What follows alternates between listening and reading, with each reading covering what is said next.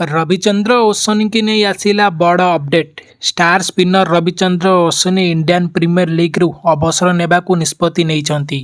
Team India रे एही star spinner या मध्य स्पष्ट करिसंती जे से आउ आईपीएल खेलुथिबार नजर आसिबे नाही। तेबे से अन्यान्य टी20 लीग रे खेल जारी रखिबे।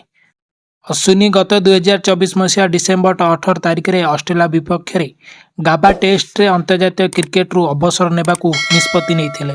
किंतु सेतेबेले से आईपीएल खेलिबा जारी रखिबे बोली कहिथिले।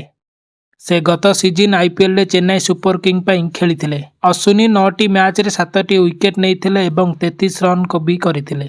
गत वर्ष टेस्ट क्रिकेट रु अवसर नैथिले अश्विनी।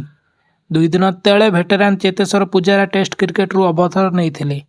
निकटरे चेन्नई सुपर किंग्स उपर अनेक विवादीय बयान देइथिले अश्विनी। परे आलोचना देउथिला जे अश्विनी आईपीएल कैरियर को नहीं बहुत शीघ्र बड़ निष्पत्ति नै पारंती।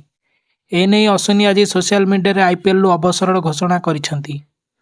तांको अवसर पोस्ट रे करी लिखिसंती जे आज एक स्वतंत्र दिन, तेणु एक नुआ आरंभ करबाकू जाउछि। सबु शेषर एक नुआ आरंभ होइथाए। जणे आईपीएल क्रिकेटर भाबे आज मो कैरियर शेष हेउछि, हेले विश्वर अन्य टी20 लीग रे खेल जारी रहिबो। ए पर्यंत बीसीसीआई और आईपीएल मते जहा देइचंदी से नै तांको अशेष अशेष धन्यवाद देइचंती।